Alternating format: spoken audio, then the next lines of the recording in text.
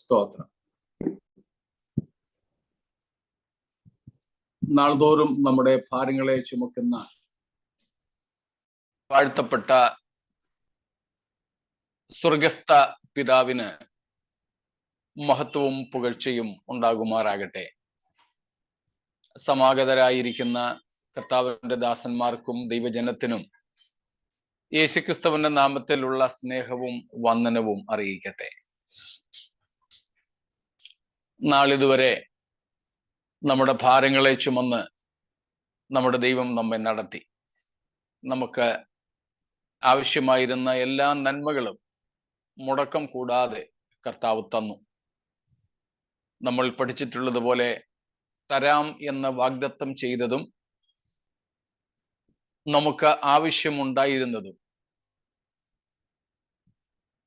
ദൈവം വാഗ്ദത്തം ചെയ്തതിലും അധികമായും നമ്മുടെ ആവശ്യത്തിൽ അധികമായും ദൈവം നൽകി.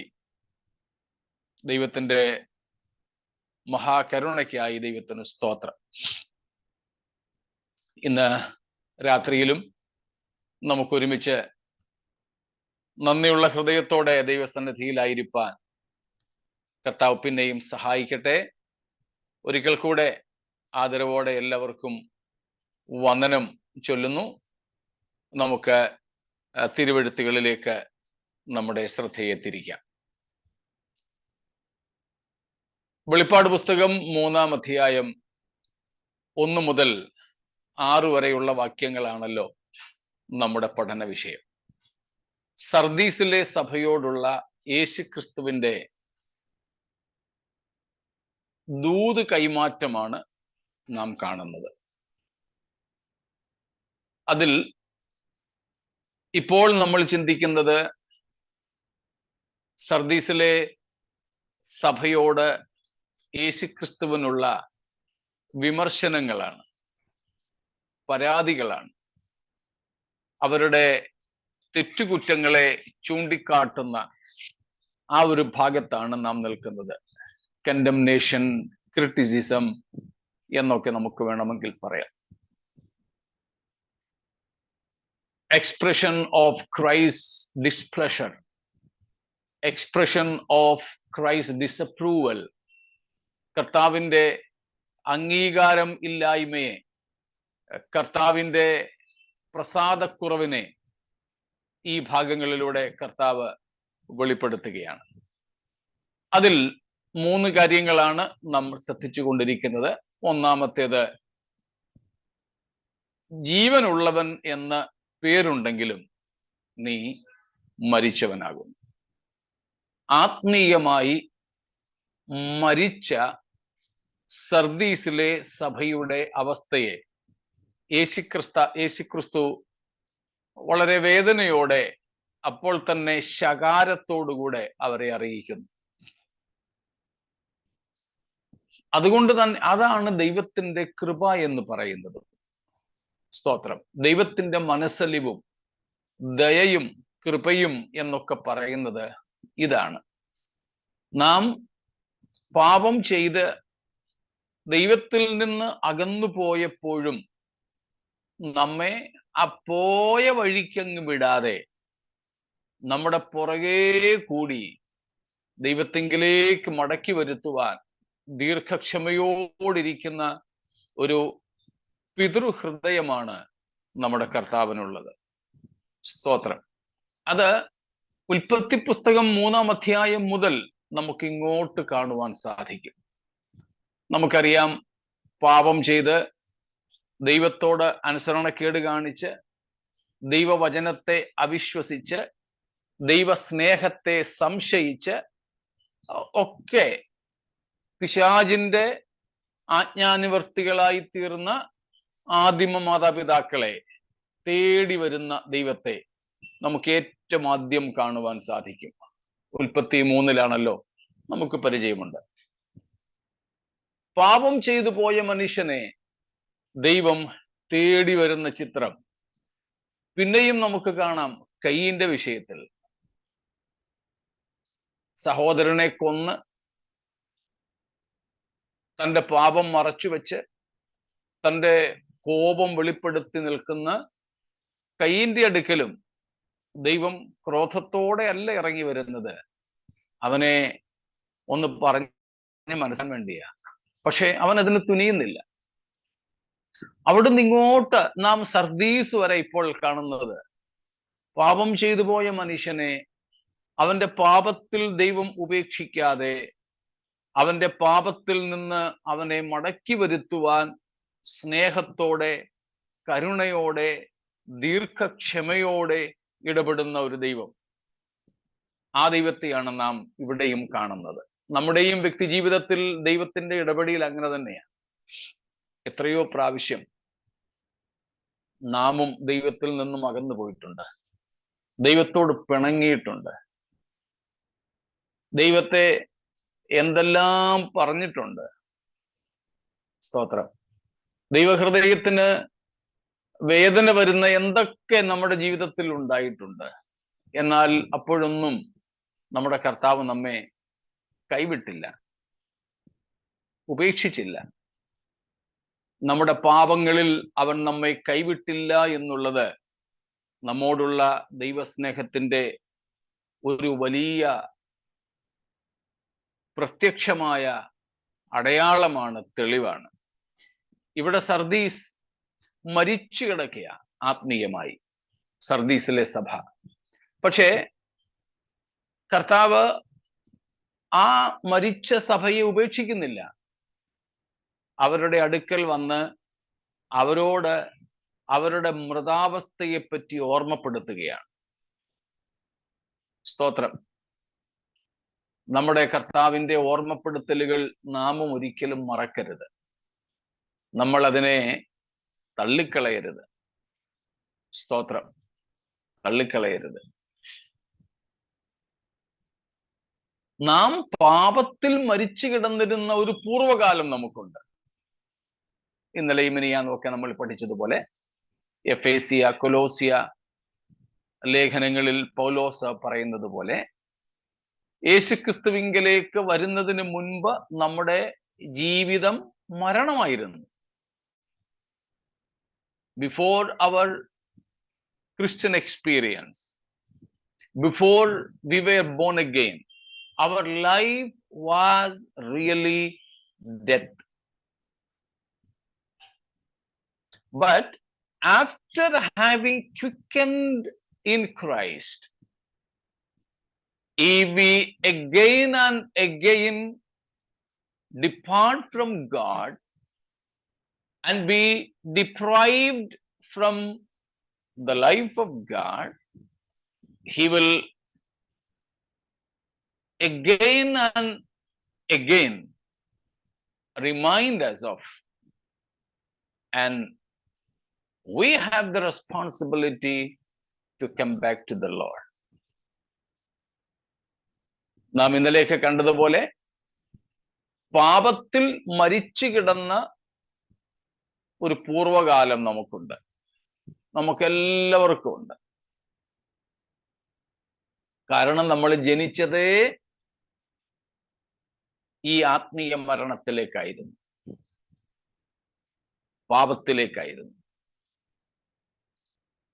എന്നാൽ അന്ന് ക്രിസ്തുവിലൂടെ നമ്മെ ഉയർപ്പിക്കുവാൻ ദൈവത്തിന് പ്രസാദമായി. പിന്നീടും നാം മനഃപൂർവം ആത്മീയ മരണത്തിലേക്ക് വഴുതി വീണാൽ കർത്താവ് ഇതുപോലെ നമ്മെ ഓർമ്മപ്പെടുത്തും. മോനെ, നിന്റെ ജീവിതം മരണത്തിലാണ്, നീ അതുകൊണ്ട് സ്തോത്രം എന്ത് ചെയ്യുക? ഉണർന്ന് എഴുന്നേൽക്ക, അല്ലെങ്കിൽ മടങ്ങി വരിക. എഫേസ്യ ലേഖനത്തിൽ 5-ാം അധ്യായത്തിൽ പൗലോസ് പറയുന്നത് പോലെ, എന്താ പറയുന്നത്? 5-ന്റെ 14-ാമത്തെ വാക്യം നമുക്ക് പരിചയമുള്ളതാണല്ലോ. 5:14 എഫേഷ്യൻസ്. അതുകൊണ്ട് ഉണർന്ന് മരിച്ചവരുടെ ഇടയിൽ നിന്ന് എഴുന്നേൽക്ക, എന്നാൽ ക്രിസ്തു നിന്റെ മേൽ പ്രകാശിക്കും. സ്തോത്രം.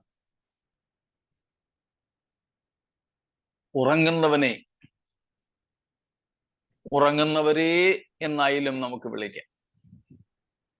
എന്ത് ചെയ്യുക? മരിച്ചവരുടെ ഇടയിൽ നിന്നും എഴുന്നേൽക്കുക. സ്തോത്രം. അപ്പോൾ ആത്മീയ ഉറക്കവും മരണത്തിന് തുല്യമാണ്. നമ്മൾ ഉറങ്ങുമ്പോഴും ഏതാണ്ടൊക്കെ മരിച്ച അവസ്ഥയല്ലേ. ഒത്തിരി കാര്യങ്ങളും നമുക്കറിയില്ലല്ലോ ഉറങ്ങുന്ന സമയത്ത്.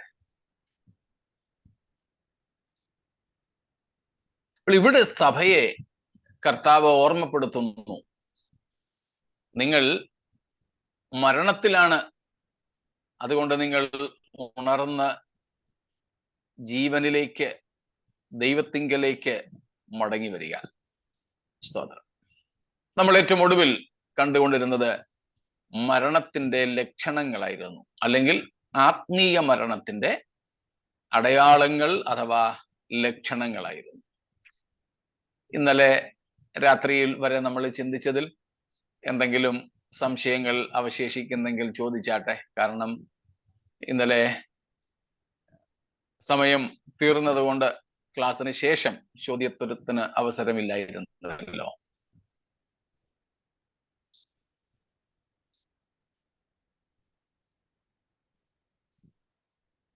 ഒന്നുമില്ല എന്ന് നിങ്ങളുടെ മൗനത്തിൽ നിന്നും ഞാൻ ഊഹിക്കുന്നു.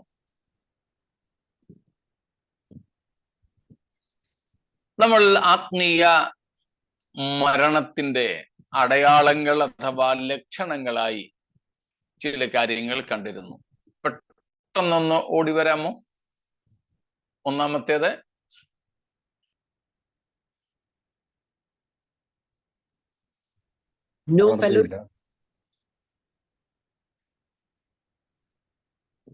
ദൈവവുമായി ബന്ധമില്ലാത്ത അവസ്ഥ.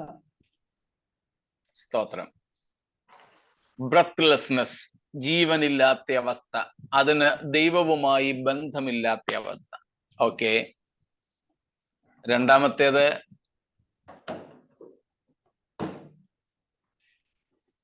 വളർച്ചയില്ലായ്മ, ഗ്രോത്ത്ലെസ്നെസ്, ജീവനില്ലെങ്കിൽ പിന്നെ വളർച്ചയില്ല, മുരടിച്ച് ജനിച്ചപ്പോഴത്തെ അതേ അവസ്ഥയിൽ തന്നെ ഇരിക്കുന്നു. മൂന്ന്, ആത്മീയ ആഹാരം, കട്ടിയുള്ള ആഹാരം കഴിക്കാൻ വയ്യാത്ത അവസ്ഥ. ദൈവവചനത്തിന്റെ സത്യങ്ങൾ മൂല്യവത്തായത്, ആത്മീയ ഭക്ഷണം കഴിക്കാൻ വയ്യാത്ത അവസ്ഥ. നമുക്കും അറിയാമല്ലോ, രോഗമൊക്കെ വന്നാൽ പിന്നെ നമ്മൾക്ക് കഞ്ഞിയും ദലിയായും പൊടിയരിക്കഞ്ഞിയും, കഞ്ഞി പോലും വയ്യ, പൊടിയരിക്കഞ്ഞി, അല്ലെങ്കിൽ പിന്നെ ഇച്ചിരി ബ്രെഡ്, വേറെ ഒന്നും കഴിക്കാൻ വയ്യ. നാലാമത്തേതായിരുന്നു നോൺ പ്രൊഡക്ടിവിറ്റി, പ്രത്യുൽപാദനം, ആത്മീയ ഉൽപാദന ശേഷിയില്ലാത്ത അവസ്ഥ. ഓരോ വിത്തും അതാതിൻ്റെ തരത്തിലുള്ള ചെടികളെ, തൈകളെ ഉൽപ്പാദിപ്പിക്കുന്നു. പക്ഷേ ആത്മീയമായി മരിച്ചാൽ നമുക്ക് അതിന് കഴിയാതെ വരും. ആ ഒരു ഭാഗ്യം നോക്കിയാൽ സഭകളിലെ നല്ല ശതമാനം പേരും ഒരു ആത്മീയ എന്താണ് പറയുന്നത് പ്രൊഡക്ടിവിറ്റി ഇല്ലാത്തവരാണ്. പ്രത്യുൽപാദന ശേഷി ആത്മീയമായിട്ട് നഷ്ടപ്പെട്ടവരാണ് നമ്മുടെ സഭകളിലെ ഒട്ടുമുക്കാൽ പേരും. എൻ്റെ വ്യക്തിപരമായ ആശയം, ചിന്ത, ഒരു വിശ്വാസി മറ്റൊരു വിശ്വാസിക്ക് ജന്മം കൊടുക്കണം. ഒരു പാസ്റ്റർ മറ്റൊരു ശുശ്രൂഷകനെ വാർത്തെടുക്കണം. ഒരു സഭ ഒരു സഭയ്ക്ക് ജന്മം കൊടുക്കണം. ആവർത്തിക്കണ്ടല്ലോ. ഒരു വിശ്വാസി മറ്റൊരു വിശ്വാസിയെ ആത്മീയമായി ജനിപ്പിക്കണം. ഒരു ശുശ്രൂഷകൻ മറ്റൊരു ശുശ്രൂഷകനെ ജനിപ്പിക്കണം. ഒരു സഭ മറ്റൊരു സഭയെ ജനിപ്പിക്കണം. ഇല്ലാതെയുള്ള ആത്മീയ ജീവിതം ഫലവത്തല്ല. ആത്മാവിന്റെ ഫലം എന്നൊക്കെ പറഞ്ഞ് ചിലത് നമ്മൾ പറഞ്ഞു പോയാൽ പോരാ.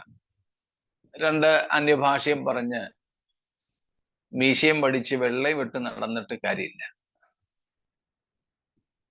സ്തോത്രം. ഇവയൊക്കെ നാം ചെയ്യണം.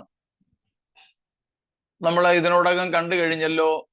ഈ ആസ്യയിലെ 7 സഭകളിലെ തന്നെ പല സഭകളും തുടങ്ങിയത് പാസ്റ്റർമാരും അപ്പോസ്തലന്മാരും അല്ല. സുവിശേഷം കേട്ട് രക്ഷിക്കപ്പെട്ട നമ്മുടെ ഭാഷയിലെ സാധാരണ വിശ്വാസികളാണ്.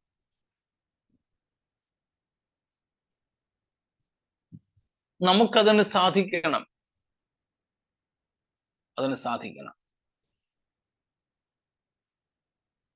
അപ്പോൾ സന്താന ലബ്ധി ഇല്ലാത്തവരായിട്ട് മാറുന്നു. ആത്മീയമായി ആത്മീയ വന്ധ്യതയ്ക്ക് നാം അടിമകളായിത്തീരുന്നു. അത് ആത്മീയ മരണത്തിന്റെ അടുത്തൊരു ലക്ഷണമാണ്. മറ്റെന്തെങ്കിലും? ലാസ്റ്റ് ഒന്നും കൂടെ പറഞ്ഞാട്ടെ. നമ്മെ കുറിച്ചുള്ള തിരുഹൃദയത്തിന്റെ ഇഷ്ടം എന്താണെന്ന് തിരിച്ചറിയാൻ കഴിയാത്ത അവസ്ഥ.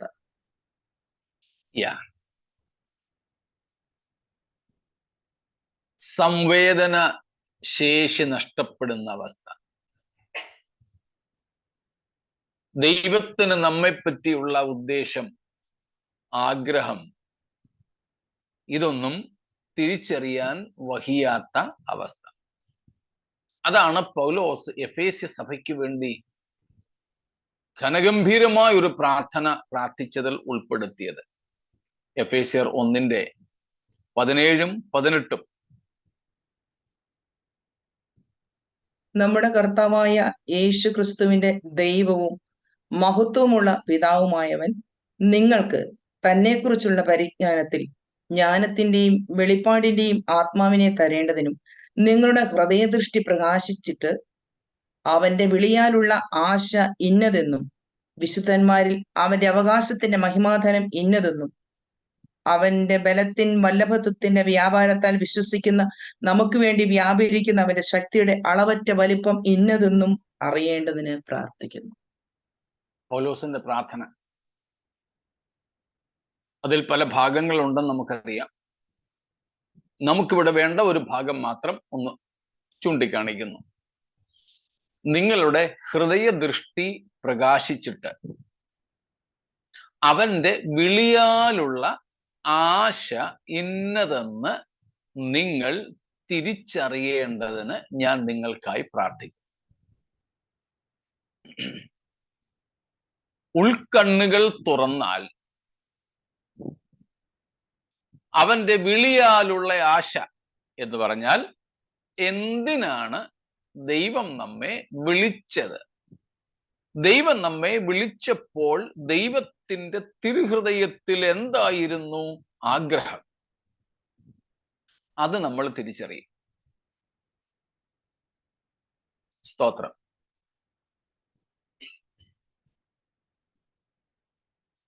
രണ്ട് പത്രോസ് 1:10 കൂടെ അതിനോട് ചേർത്ത് വായിച്ചാട്ടെ. 2 പത്രോസ് 2 Peter 1:10.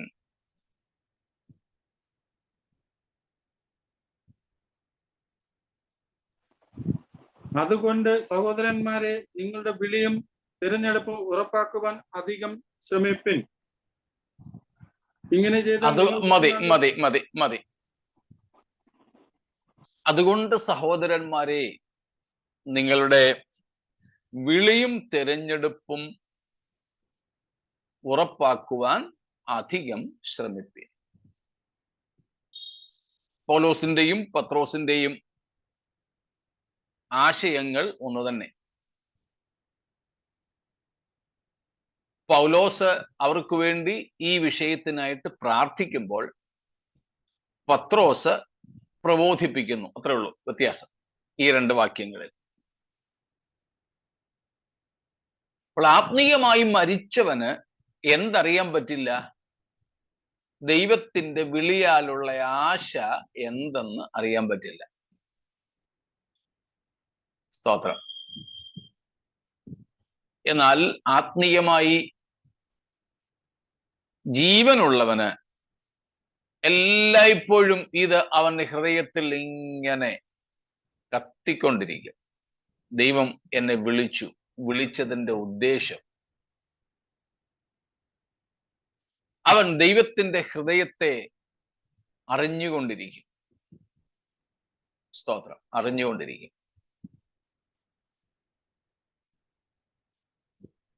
അഞ്ചെണ്ണമായപ്പോ അല്ലേ? ആറാമത്തേതും കൂടെ പറഞ്ഞിരുന്നു അതിനോട് ചേർത്ത്. ദൈവകൽപ്പനകളോടുള്ള പ്രതികരണം ഇല്ലായ്മ. പ്രതികരണശേഷി നഷ്ടപ്പെട്ടവരായിട്ട് തീരും. ചത്തി കിടക്കുന്ന ഒരുത്തനെ ചീത്ത വിളിച്ചാലും അവൻ അനങ്ങത്തില്ല. അവന് സ്വർണം കൊടുത്താലും അനങ്ങത്തില്ല. അവനെ സ്നേഹിച്ചാലും ദ്വേഷിച്ചാലും അവന് പ്രതികരണശേഷി ഇല്ലാതിരിക്കും. ഇവിടെ ആത്മീയമായി മരിച്ചവന് ആത്മീയ വിഷയങ്ങളോട് പ്രതികരണശേഷി ഉണ്ടാവില്ല. ബാക്കിയുള്ളതിനോടൊക്കെ ആള് ഭയങ്കര സെൻസിറ്റീവ് ആയിരിക്കും.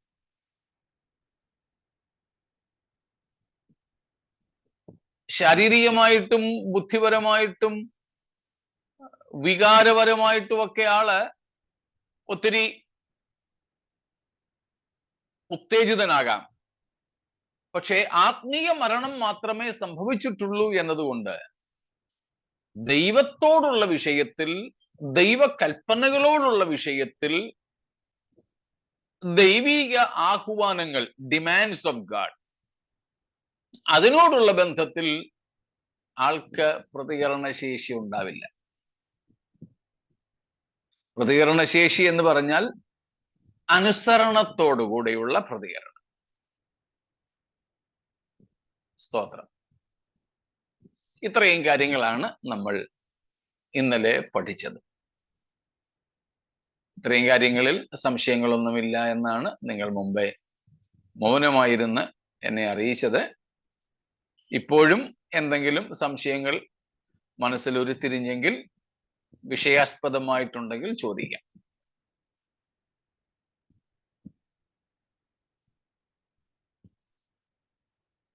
ശരി. ആത്മീയ മരണത്തിന്റെ അടുത്ത ഒരു ലക്ഷണം,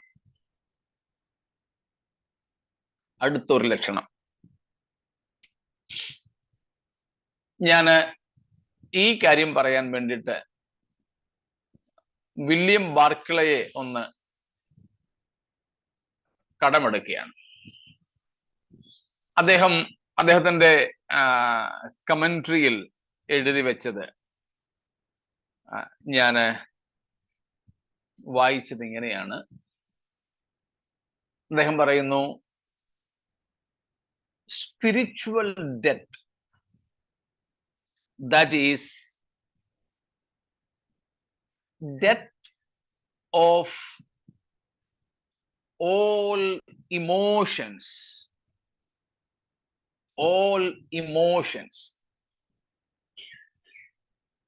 അദ്ദേഹം പറയുന്നത്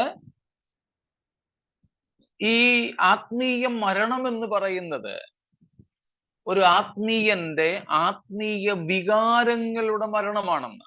വികാരങ്ങളുടെ മരണം. ഓൾ ഇമോഷൻസ് ആൻഡ് ഫീലിങ്സ്, വികാരങ്ങളുടെയും തോന്നലുകളുടെയും ഒക്കെ മരണം സംഭവിക്കുക. അതിന് അദ്ദേഹം ഉദ്ധരിക്കുന്ന മറ്റൊരു വ്യക്തിയുണ്ട്, മിസ്റ്റർ ബേൺസ് എന്ന് പറയുന്ന ഒരാള്, BURNS, ബേൺസ്.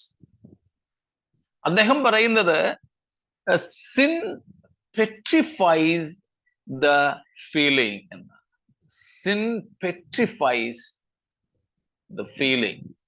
പെട്രിഫൈ എന്ന ഇംഗ്ലീഷ് വാക്കിനർത്ഥം കടുപ്പിക്കുക, ഹൃദയത്തെ അങ്ങ് തടിപ്പിക്കുക. പീറ്റർ എന്ന പേര് നമുക്കറിയാം.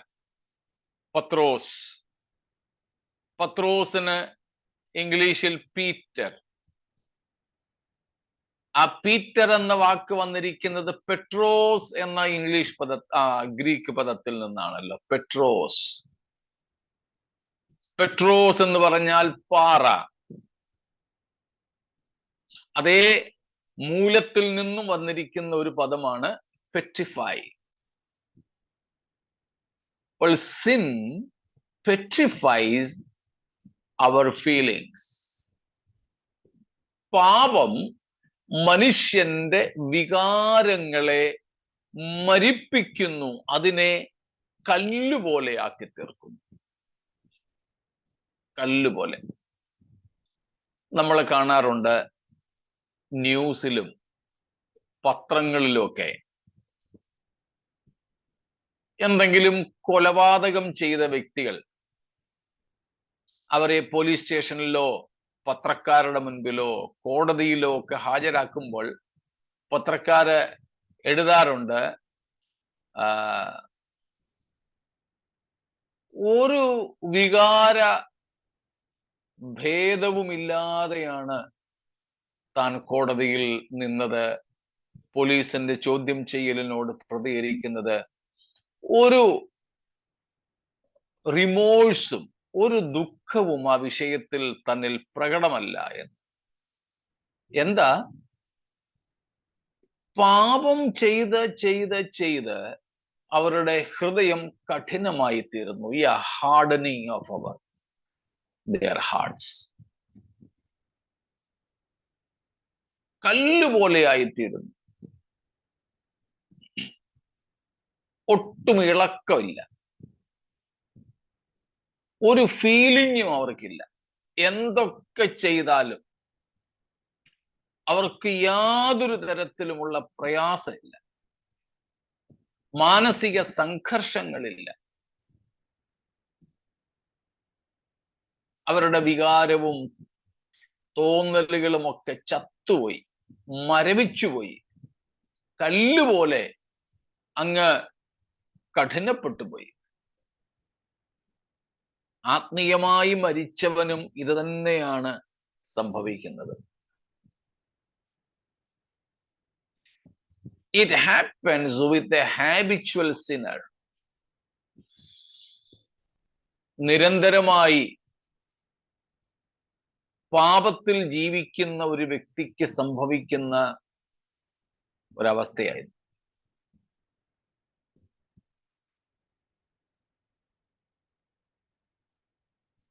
Even they will not have a guilty feeling. Leave the matter of repentance, but even a guilty feeling they will be lacking. അവർക്ക് ഒരു കുറ്റബോധം പോലും ഉണ്ടാവില്ല. പാപബോധം എന്നുള്ളത് തൽക്കാലം മാറ്റിവെക്കാം നമുക്ക്. കുറ്റബോധം പോലും ഇങ്ങനെയുള്ളവർക്ക് തോന്നില്ല. ഒരു വികാരവും ഇല്ലാതെ. സഭയിലൊക്കെ കണ്ടിട്ടില്ലേ, യേശുക്രിസ്തുവിന്റെ ക്രൂശിനെ കുറിച്ച് പറഞ്ഞാലും ദൈവ സ്നേഹത്തെ പറ്റി പറഞ്ഞാലും ചിലരൊക്കെ കല്ലുപോലിരിക്കുന്നത്. നമ്മുടെ പഴയ അപ്പച്ചൻ പാസ്റ്റർമാരുടെ ഭാഷയിൽ പറഞ്ഞാൽ ആട്ടുകല്ലിന് കാറ്റ് പിടിച്ചതുപോലെ ഇരിക്കുന്നത്. സ്തോത്രം. ഒരു ഫീലിംഗ് അവർക്കില്ല. സ്വർഗത്തെ കുറിച്ച് പറഞ്ഞാലും നരകത്തെ പറ്റി പറഞ്ഞാലും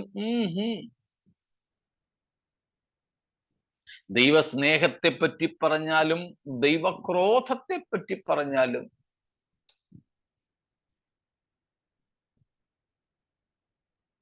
ബ്രദറെ, ഇത് പാപമല്ലേ? ആന്നു, പാപമാണ്. അത് ദൈവത്തിന് ഇഷ്ടമല്ലെന്ന് അറിയത്തില്ലേ? പിന്നെ എനിക്കറിയാം.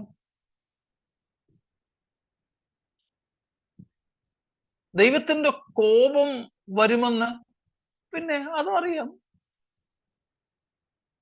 ഫാസ്റ്റർക്ക് വല്ലതും അറിയണമെങ്കിൽ ചോദിക്കും, ഞാൻ അങ്ങോട്ട് പറഞ്ഞുതരാം. ഇവനെല്ലാം അറിയാം. പക്ഷേ ഈ അറിവുകൾ ഒന്നും തന്നെ അവനിൽ യാതൊരു വികാര മാറ്റങ്ങളും വരുത്തുന്നില്ല. മാനസാന്തരം എന്ന് പറയുന്നത് വികാരത്തെയും കൂടെ ബാധിക്കുന്നതാണ് കേട്ടോ. സ്തോത്രം.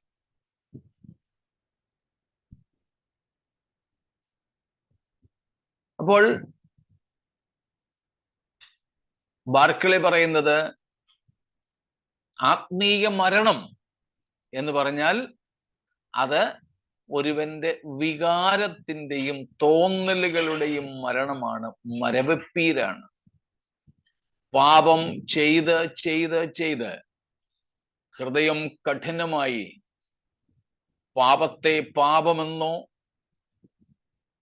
അത് ദോഷം ദൈവക്രോധവും വരുത്തുമെന്നോ പോലും തിരിച്ചറിയാൻ, അറിഞ്ഞാൽ തന്നെ യാതൊരു ഭാവഭേദവും ഇല്ലാത്തവരായി അവരെ തുടരുവാൻ അനുവദിക്കുന്ന തരത്തിൽ വല്ലാതെയായി തീരുന്നു. സ്തോത്രം. സ്തോത്രം. തീർച്ചയായിട്ടും ഡേവിഡ് വിൽക്കേഴ്സൺ പറഞ്ഞ ഒരു കോട്ട് സിജു പറഞ്ഞിരിക്കുന്നു, ഒരിക്കൽ ദൈവത്തിന്റെ എല്ലാ നന്മയും ദൈവത്തോടു കൂടെ നടന്നവർ പിന്നെ തെറ്റിപ്പോയാൽ അവരാണ് ലോകത്തെ ഏറ്റവും ഹൃദയകാഠിന്യമുള്ളവരെന്ന്. അത് തന്നെയാണ് എബ്രായ ലേഖന കർത്താവ് 6-ാം അധ്യായത്തിൽ പറയുന്നത്. സ്തോത്രം. അപ്പോൾ ആത്മീയ മരണത്തിന്റെ 7ാമത്തെ ലക്ഷണമാണ് നാം കണ്ടത്. എന്തേ? വികാരങ്ങളും തോന്നലുകളും മരിച്ചവർ, ചത്തവർ, ഹൃദയം കഠിനപ്പെട്ടു പോയവർ, കല്ലുപോലെയായി തീർന്നവർ, എന്തെല്ലാം കേട്ടാലും പാടിയാലും ഒന്നും ഹൃദയത്തിന് യാതൊരു മാറ്റവും ഇല്ലാത്തവർ. സഭകൾക്കകത്തൊക്കെ അങ്ങനെയുള്ള ഒത്തിരി പേരെ കാണാം. ചിലപ്പോഴൊക്കെ വളരെ പ്രയാസം തോന്നും. ചില ദൈവദാസന്മാരൊക്കെ പ്രസംഗിക്കുമ്പോൾ ഹല്ലേലൂയ പറയാനും ഒക്കെ പറയുന്നത് അതിന്റെ ഒരു പോസിറ്റീവായ ഭാഗം ഇതാണ്. ഒരു ഭാവഭേദവും ഇല്ലാതിരിക്കുമ്പം പറഞ്ഞെങ്കിലും ഒരു സ്തോത്രം പറയിപ്പിക്കാന്ന് വിചാരിക്കും. പക്ഷെ അങ്ങനെ പറഞ്ഞിട്ട് കാര്യമൊന്നുമില്ല. അങ്ങനെ പറഞ്ഞിട്ട് അർത്ഥമില്ലാത്തത് കൊണ്ട് മറ്റു ചിലർ അനങ്ങത്തില്ല. അവൻ അനങ്ങാതിരിക്കുന്നെങ്കിൽ അവനോടിരിക്കട്ടെ എന്ന് പറഞ്ഞ് ഇവർ നിന്നങ്ങ് പ്രസംഗിക്കും. മറ്റവരാണെങ്കിൽ അങ്ങനെയല്ല, ഇവരെ കൊണ്ട് 2 സ്തോത്രം പറയിപ്പിക്കും, കൈ ഒന്ന് അടുപ്പിക്കും, കൈ പൊക്കിക്കും, കൈ വീശിപ്പിക്കും. അങ്ങനെങ്കിലും ഒന്ന് അനങ്ങട്ടെന്നൊക്കെ വിചാരിച്ചാ ചെയ്യുന്നത്. പിന്നെ ഈ പ്രസംഗിക്കുന്നവർക്കും അതൊക്കെ കാണുമ്പോൾ ഒരു പ്രത്യേക ആവേശമൊക്കെ ആവും.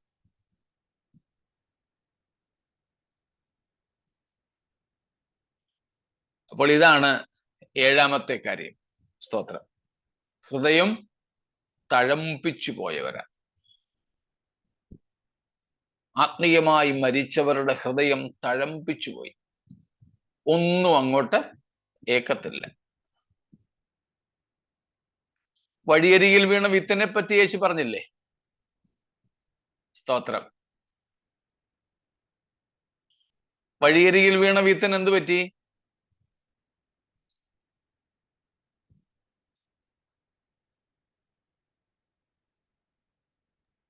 പാറപ്പുറത്ത് വീണു, മുള്ളിനിടയിൽ വീണു.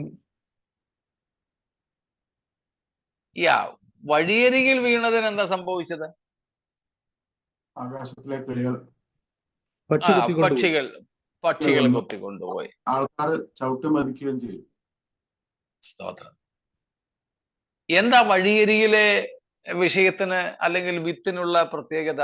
വഴിയരികിൽ എന്ന് പറയുന്നതിന് ഇത് നടന്ന് ത- തഴമ്പ് ആ നടവഴിയാണ്. അതെ, നടന്ന് കഠിനപ്പെട്ട് ഇത് കിടക്കുന്നത്. ഇന്നത്തെ പോലെ കോൺക്രീറ്റ് റോഡും അല്ല, ടാർ റോഡും അല്ല, മണ്ണ. ഇത് വയലിലെ കാര്യമാ, വയലിലെ വഴിയാ ഇത്. അല്ലാതെ നമ്മുടെ നാഷണൽ ഹൈവേയും സ്റ്റേറ്റ് ഹൈവേയും ഒന്നുമല്ല. ബൈപ്പാസ് റോഡോ എലിവേറ്റഡ് ഫ്രീ വേസോ ഒന്നുമല്ല. ഇത് വയലിലെ വഴിയാ. ചെറിയ വരമ്പുകളാകാം. മണ്ണാത്, കല്ലൊന്നുമല്ല അവിടെ, മണ്ണ. പക്ഷേ ആൾക്കാര് നടന്ന് നടന്ന് നടന്ന് ആ മണ്ണങ്ങ് ഉറച്ചു. ഇളകിക്കിടക്കുന്ന ഒരു മൺതരി പോലും ഇല്ല.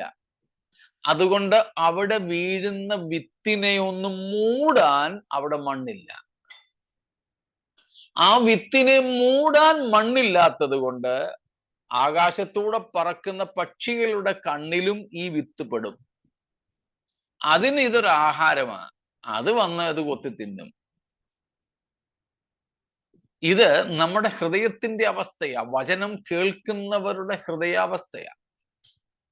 സംഭവം മണ്ണ, പക്ഷേ കല്ലുപോലെ ആയിത്തീർന്നു.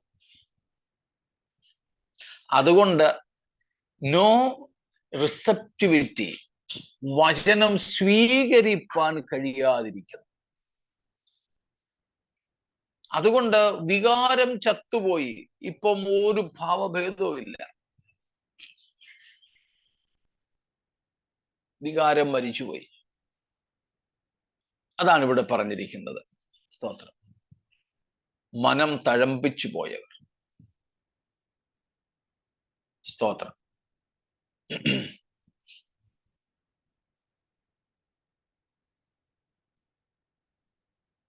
Yeah, nowadays people don't know what is backsliding.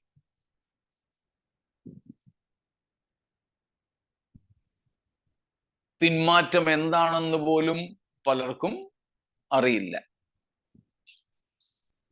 അതിന് ഒരു ചോദ്യം പിന്മാറ്റത്തോടനുബന്ധിച്ച്, അല്ലെങ്കിൽ ഇപ്പോൾ നമ്മൾ പഠിക്കുന്ന വിഷയത്തോടനുബന്ധിച്ച് ചോദിക്കാറുണ്ട്. ആട്ടെ, ബ്രദറിന് ഇന്നത്തെ യോഗത്തിൽ സംബന്ധിക്കാൻ പറ്റിയില്ല, അതുകൊണ്ട് എന്തെങ്കിലും ബ്രദറിന് തോന്നുന്നുണ്ടോ?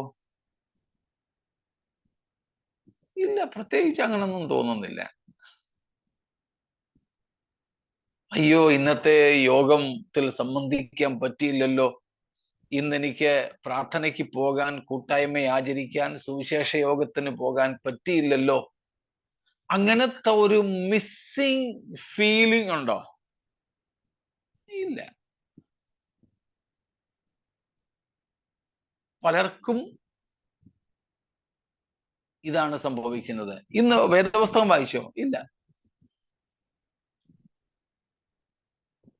എന്തെങ്കിലും തോന്നുന്നുണ്ടോ? ഇല്ല, അങ്ങനെ പ്രത്യേകിച്ചൊന്നുമില്ല. വായിച്ചില്ല, അത്രേ ഉള്ളൂ. വായിക്കാൻ സമയമൊക്കെ ഉണ്ടായിരുന്നു, പക്ഷെ വായിക്കാൻ ഒരു മൂഡ് തോന്നിയില്ല, വായിച്ചില്ല. വായിക്കാഞ്ഞത് കൊണ്ട് എന്തെങ്കിലും ഒരു ഇൽ ഫീലിംഗ്, ഒരു പോരായ്മ ഒട്ട് തോന്നുന്നില്ല. പ്രാർത്ഥിച്ചോ? ഇല്ല. ഇതുപോലെ തന്നെ ആത്മീയ വിഷയങ്ങളിൽ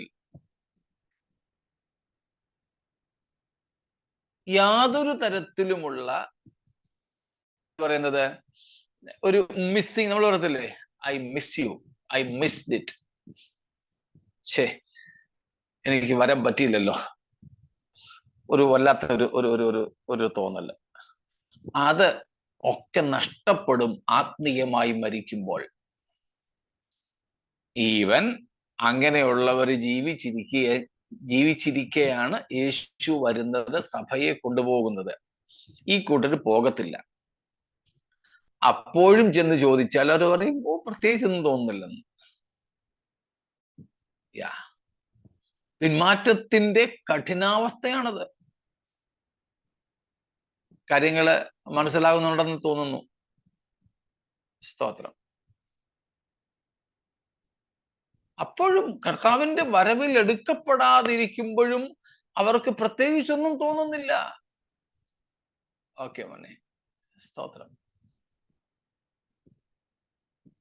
അപ്പോൾ വികാരങ്ങളുടെ മരണം. എട്ടാമത് ബാർക്ലേ തന്നെ പറയുന്നു, sin is the death of the will. The will, ഇച്ഛകളുടെ മരണമാണത്. ഇച്ഛകളുടെ മരണം എന്ന് പറഞ്ഞാൽ പാപത്തെ അല്ലാതെ, അശുദ്ധിയെ അല്ലാതെ മറ്റൊന്നും ആഗ്രഹിക്കാനും ഉൾക്കൊള്ളാനും കഴിയാത്ത അവസ്ഥയിൽ ഒരു ആത്മീയ മരണം ഭവിച്ചവന്റെ ഇച്ഛാശക്തി മാറ്റപ്പെടും. ആത്മീയമായി മരിച്ചവന് എന്തു മാത്രമേ ഇച്ഛിക്കാൻ പറ്റൂ? പാപം, പാപമയമായത് മാത്രം. വേറെ ഒന്നുമില്ല. വേറെ ഒരു ആഗ്രഹം അവനില്ല.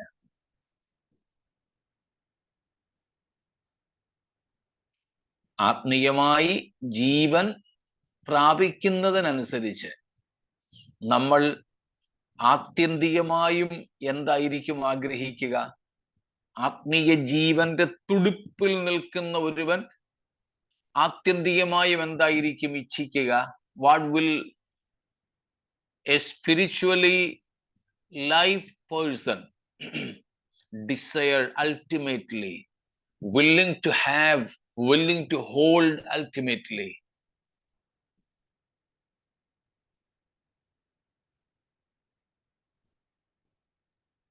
ആത്മീയമായ Yes. വിചാരങ്ങൾ. സ്തോത്രം. ആത്മീയമായ വിചാരങ്ങൾ. Ultimately it is God, it is Christ. ആത്മീയ ജീവൻ നമ്മിൽ എന്മാത്രമുണ്ടോ അതിന് ആനുപാതികമായി നാം ആഗ്രഹിക്കുന്ന ആത്യന്തികത ദൈവം തന്നെയാണ്, ക്രിസ്തു തന്നെയാണ്. നമ്മൾ പല ആവർത്തി വായിച്ചിട്ടുണ്ട്. പഴയ നിയമത്തിൽ നിന്ന് തന്നെ സങ്കീർത്തനം 73:25, സാം 73:25 ഒത്തിരി പ്രാവശ്യം നമ്മൾ വായിച്ചിട്ടുള്ള ഒരു വാക്യമാണ്. സ്വർഗത്തിൽ എനിക്ക് ആരുള്ളൂ, ഭൂമിയിലും നിന്നെ അല്ലാതെ ഞാൻ ഒന്നും ആഗ്രഹിക്കുന്നില്ല. ബ്രാക്കറ്റിലിട്ട് ആരെയും ആഗ്രഹിക്കുന്നില്ല. സ്തോത്രം. നാം വേറെ ഒന്നും ആഗ്രഹിക്കുന്നില്ല. ആത്മീയ ജീവൻ നമ്മിലുള്ളതനുസരിച്ച് നമ്മുടെ ഇച്ഛാശക്തി ദൈവത്തിനു വേണ്ടി, ക്രിസ്തുവിന് വേണ്ടി, ദൈവീകമായവയ്ക്ക് വേണ്ടി മാത്രമായിരിക്കും. എന്നാൽ ആ ദൈവത്തിന്റെ ജീവൻ നമ്മിൽ കുറഞ്ഞു കുറഞ്ഞു കുറഞ്ഞു വരും തോറും നമ്മുടെ ഇച്ഛ എന്തിനു വേണ്ടി മാത്രമായി തീരും? പാപത്തിന്, ലോകത്തിന്, ലൗകികതയ്ക്ക്, ക്ഷണീകതയ്ക്ക്, താൽക്കാലികതയ്ക്ക്, ഭൗതികതയ്ക്ക് വേണ്ടി മാത്രമായി തീരും. ഇന്നത്തെ നമ്മുടെ ഒട്ടനവധി യോഗങ്ങളിലും പ്രസംഗങ്ങളിലും പ്രവചനങ്ങളിലും ഒക്കെ കേൾക്കുവാൻ കഴിയുന്നത് എന്തിനെ കുറിച്ചാ?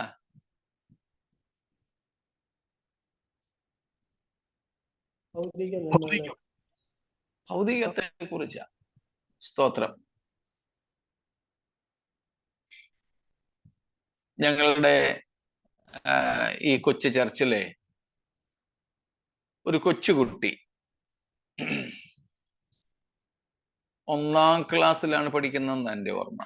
1ാം ക്ലാസ്സിൽ പഠിക്കുന്ന ഒരു കൊച്ചു കുഞ്ഞ് ഞങ്ങളുടെ ചർച്ചിലെ കഴിഞ്ഞ ദിവസം എന്നോടൊരു ചോദ്യം ചോദിച്ചു. സ്തോത്രം.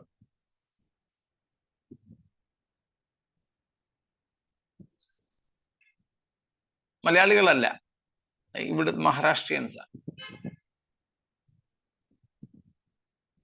അപ്പൊ ഞാൻ അവരോട് ചോദിച്ചു, എന്തെങ്കിലും നിങ്ങൾക്ക് സംശയങ്ങളോ എന്തെങ്കിലും ഉണ്ടെങ്കിൽ ചോദിച്ചാട്ടെ.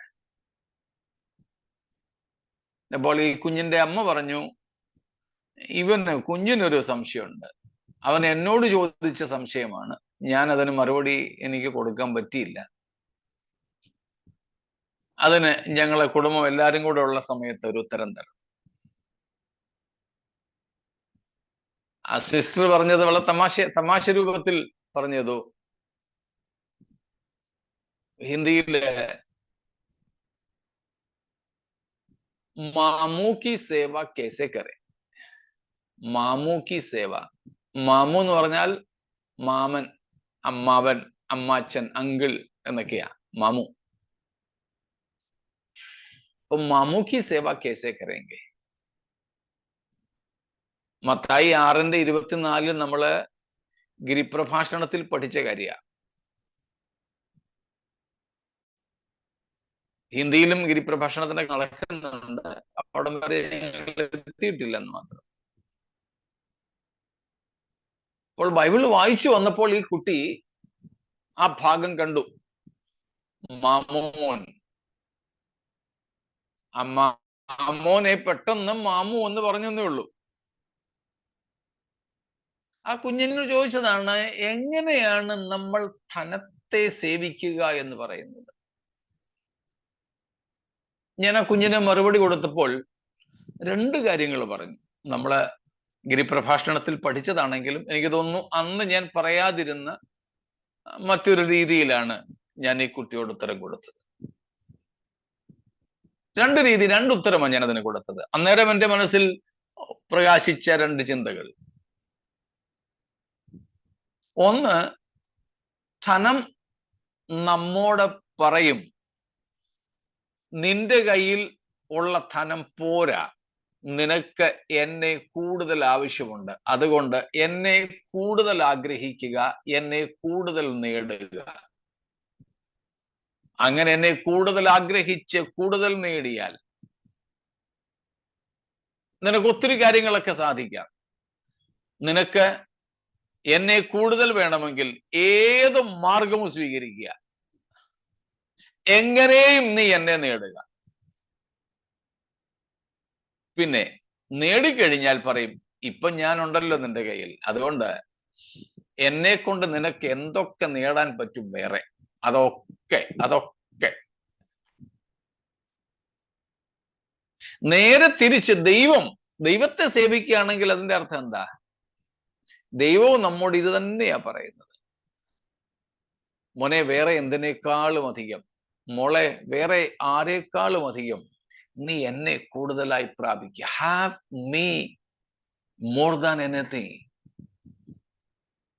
Let's have more of God. ദൈവത്തെ നാം അധികമായി പ്രാപിക്കുക.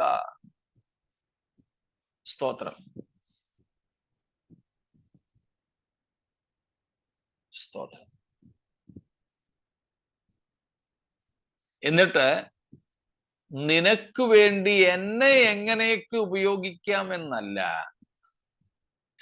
നിന്നെ എനിക്ക് വേണ്ടി എങ്ങനെയൊക്കെ ചിലവാക്കാം, ഉപയോഗിക്കാം എന്ന് നീ കണ്ടെത്തി അത് ചെയ്യുക. സ്തോത്രം. മനസ്സിലാവുന്നുണ്ടല്ലോ? ആത്മീയമായി മരിച്ചവരാണെങ്കിൽ എന്തായിരിക്കും ആഗ്രഹിക്കുക? എന്തായിരിക്കും അവന്റെ ഇച്ഛ? ലോകം, പാപം, അതിൻ്റെ സുഖങ്ങൾ, അതിൻ്റെ നൈമിഷികമായ നേട്ടങ്ങൾ, സമ്പാദ്യങ്ങൾ, കസേര, സ്ഥാനം, മാനം, അധികാരം, ഇവയെല്ലാമായിരിക്കും ആത്മീയമായി മരിച്ചവൻ ഇച്ഛിക്കുന്നത്. ഇവൻ അങ്ങനെയുള്ളവൻ സഭയിൽ വന്നാലും കൂട്ടായ്മകളിൽ സംബന്ധിക്കുന്നതും, ഇൻവെർട്ടർ കോമയിൽ ഇട്ടേക്കണേ, ആരാധിക്കുന്നതും എല്ലാം എന്തിനു വേണ്ടിയായിരിക്കും? ലൗകികമായ കാര്യങ്ങളൊക്കെ നേടാൻ വേണ്ടി. സ്തോത്രം. നീ ഇവിടെ ഇരുന്ന് സ്തുതിച്ചുകൊണ്ടിരിക്കുമ്പോൾ അങ്ങ് അകലെ നിന്റെ വീട്ടിനകത്ത് വലിയ വിടുതൽ നടക്കുക. നീ ഇവിടെ മിണ്ടാതിരുന്നാൽ വിടുതൽ നടക്കത്തില്ല. പാപങ്ങളിൽ നിന്ന് ശബ്ദം ഉണ്ടാക്കാൻ തുടങ്ങും. അയ്യോ, ഈ നമ്മൾ ഉണ്ടാക്കുന്ന ശബ്ദത്തിനനുസരിച്ചാണോ വിടുതൽ നടക്കുന്നത്? ഒരിക്കലും അല്ല.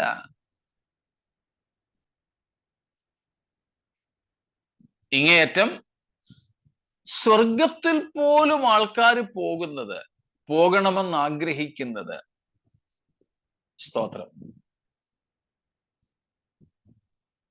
സ്വർഗത്തിലെ മനോഹാരിത കണ്ടുണ്ട ഇതുവരെയും കണ്ടിട്ടും കേട്ടിട്ടും പോലുമില്ലാത്ത രത്നങ്ങളും മുത്തുകളും തങ്കത്തെരുവീഥികളും. അവിടെ പോയാൽ ഇവിടെ ഇച്ചിരി സ്വർണ്ണം ഇടാൻ പോലും സമ്മതിക്കത്തില്ല. അവിടെ പോയാൽ സ്വർണത്തെ ചവിട്ടിയാ ഞങ്ങൾ നടക്കുന്നത്. ഞാൻ കേട്ടിട്ടുള്ള പ്രസംഗങ്ങൾ ഇതൊക്കെ.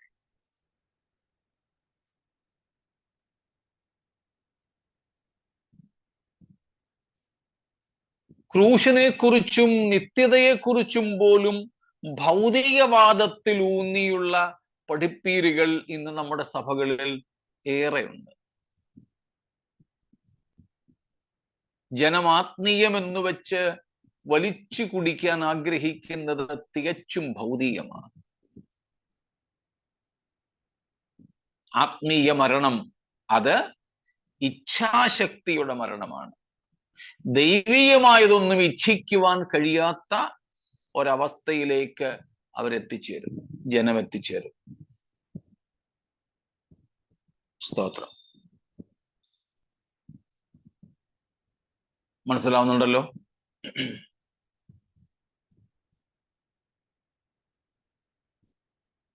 ഈ മുറുകെ പറ്റുന്ന പാപം, ഹാബിച്വൽ സിൻ, അതിൽ അകപ്പെട്ടിരിക്കുന്ന ഒരു വ്യക്തിക്ക് പുറത്തു വരുവാൻ കഴിയാത്തതുപോലെ അവയിൽ ആ ചക്രത്തിനകത്ത് കറങ്ങിപ്പോകുന്ന അവസ്ഥയാണ്.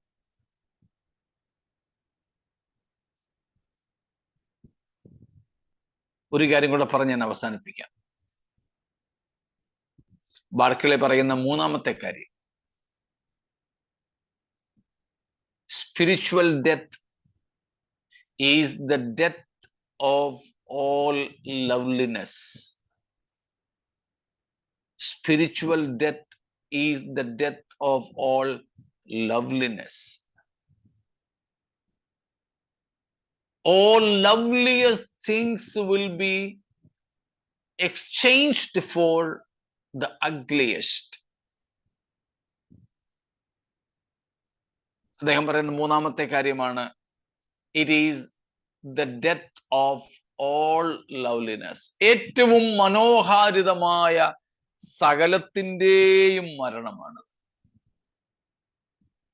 ഏറ്റവും നല്ലതായ എല്ലാത്തിൻ്റെയും ഇല്ലായ്മ ചെയ്യലാണ്, മരിച്ചുപോക്കലാണ് ഈ ആത്മീയ മരണം എന്ന് പറയുന്നത്. ഏറ്റവും ഉത്തമമായത് ഏറ്റവും ഹീനമായതിനു വേണ്ടി മാറിപ്പോകുന്ന ഒരവസ്ഥ. Exchange, a change of loveliness into ugliest things. അതിന് അദ്ദേഹം പറയുന്ന 1-2 ഉദാഹരണങ്ങളുണ്ട്. ദൈവികമായ ഏറ്റവും ഉന്നതമായത് ആഗ്രഹിക്കുന്നതിന് പകരം എന്താണ് ആഗ്രഹിക്കുന്നത്? Craving for power, the ugliest thing. ഉത്തമമായത് എന്താണ്?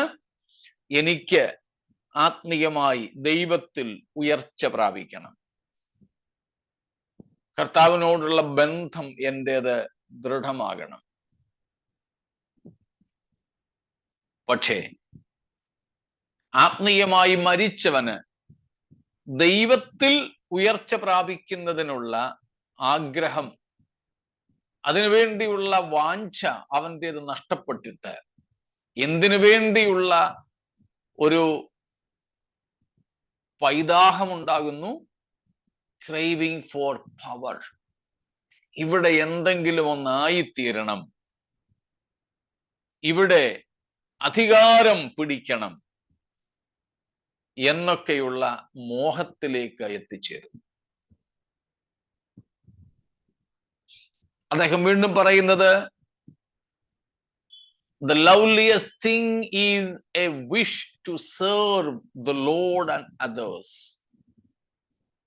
ഏറ്റവും മനോഹരമായ സംഗതിയാണ് ദൈവത്തെയും മനുഷ്യനെയും ശുശ്രൂഷിപ്പാനുള്ള മനസ്സ്, സേവിപ്പാനുള്ള ആഗ്രഹം. പക്ഷേ ആത്മീയമായി മരിച്ചു കഴിയുമ്പോൾ that becomes an intoxication of ambitions. മറ്റുള്ളവരെ സേവിക്കുന്നതിനുള്ള ആഗ്രഹം, അതിനുള്ള വാഞ്ച, അത് മാറിയിട്ട് ഈ ലോകത്തിൽ ലൗകികമായ സംഗതികളാൽ പരിപോഷിപ്പിക്കപ്പെടാനുള്ള അതിൻ്റെ മത്ത് പിടിച്ച അവസ്ഥയിലേക്ക് മാറിപ്പോകുന്നു. വീണ്ടും അദ്ദേഹം പറയുന്ന ഒരു കാര്യവും കൂടെ ഉണ്ട്, സകലരെയും സ്നേഹിക്കുവാനുള്ള ഒരു ആഗ്രഹം, ദൈവത്തെയും മനുഷ്യനെയും ശത്രുക്കളെ പോലും സ്നേഹിക്കുന്നതിനുള്ള ഒരു ആഗ്രഹമുണ്ട്. അത് ലവ്ലിയസ്റ്റ് ആണ്, ഏറ്റവും മനോഹരമാണ്, ഉത്കൃഷ്ടമാണ്. പക്ഷേ ആത്മീയമായി മരിച്ചു കഴിയുമ്പോൾ അത് മാറുകയാണ് എ പാഷൻ ഓഫ് ലസ്റ്റ്. മോഹങ്ങൾക്ക് വേണ്ടിയുള്ള അഭിനിവേശം, മോഹത്താൽ നയിക്കപ്പെടുന്നു. കണ്ടോ, ഏറ്റവും നല്ലത് ഏറ്റവും തിന്മയായതായിത്തീരുന്നു, ഏറ്റവും നന്മയായത് ഏറ്റവും തിന്മയായതിലേക്ക് മാറ്റപ്പെടും. അപ്പോൾ അദ്ദേഹം പറയുന്നതാണ് ഈ 3 കാര്യങ്ങൾ. ബാർക്ലേ,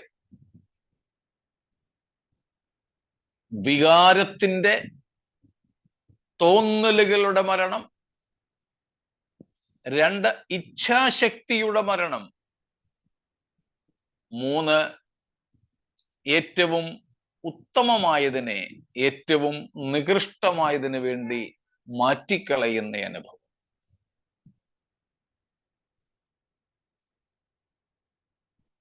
നമുക്കാർക്കും അങ്ങനെ ഭവിക്കരുത്. നമ്മുടെ ആത്മാവും ദൈവവും തമ്മിൽ വളരെ അടുത്ത ബന്ധം പുലർത്തണം. സ്തോത്രം. മുൻപും നമ്മൾ പഠിച്ചിട്ടുള്ളത് പോലെ A communicative communion, A communicative communion, തമ്മിൽ ഹൃദയങ്ങൾ പങ്കുവയ്ക്കുന്ന ഒരു ബന്ധം. ചിലരുണ്ട് ഒറ്റ വീട്ടിലെ താമസം, പക്ഷേ ഹൃദയങ്ങൾ തമ്മിൽ പങ്കുവയ്ക്കില്ല. എന്തെങ്കിലും ചോദിച്ചാൽ എടുത്തു കൊടുക്കും, അത്യാവശ്യം വല്ലതും ഉണ്ടെങ്കിൽ ചോദിക്കും.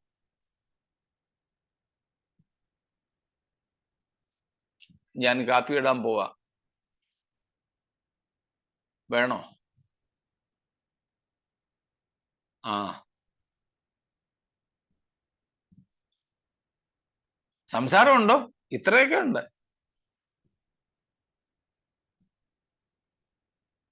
കാപ്പി വേണോ ചായ വേണോ? ചായ. അതേസമയം ബന്ധം നല്ലതാണെങ്കിലോ ഈ മനസ്സിൽ വരുന്നതൊക്കെ അങ്ങ് പങ്കുവെക്കത്തില്ലേ? എത്ര സംസാരിച്ചാലും തീരുമോ?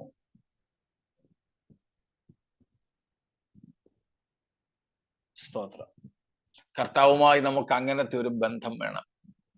ഇല്ലെങ്കിൽ ആത്മീയമായ മരണമാണ്. അത് സംഭവിക്കരുത്. ആത്മീയമായി മരിച്ചവർ ശാരീരിക മരണത്തിലൂടെ നിത്യമരണത്തിലേക്ക് ചേരും. നമുക്കത് സംഭവിക്കരുത്. സ്തോത്രം. സർദീസിലെ സഭയോട് നമ്മുടെ കർത്താവ് പറഞ്ഞത്, ജീവനുള്ളവൻ എന്ന് നിനക്ക് പേരുണ്ട്, ആക്ടിവിറ്റീസ് ഒക്കെ ഒത്തിരി ഉണ്ട്, പെർഫോമൻസസ് ഒക്കെ ഒത്തിരി ഉണ്ട്, കാര്യപരിപാടികളൊക്കെ ഒത്തിരി ഉണ്ട്, പ്രോഗ്രാമുകൾ ഒത്തിരി ഉണ്ട്, പക്ഷേ ജീവനില്ല. നമുക്ക് വേറെ ഒന്നുമില്ലെങ്കിലും നമ്മുടെ കർത്താവുമായി ചേർന്നിരിക്കുന്ന, ഉള്ളങ്ങൾ പങ്കുവെക്കുന്ന, ഹൃദയം തുറന്ന് ഇടപെടുന്ന, സുഖദുഃഖങ്ങളൊക്കെ പങ്കുവെക്കുന്ന, സ്തോത്രം, ഒരു ആഴമേറിയ ബന്ധത്തിലേക്ക് എത്തിച്ചേരാം. ഇന്നും ക്രിസ്തുവിൽ നിന്നും അകന്ന് ആരെങ്കിലും കഴിയുന്നെങ്കിൽ, പ്രിയരെ, ഇനിയും എത്ര നാളുണ്ട്?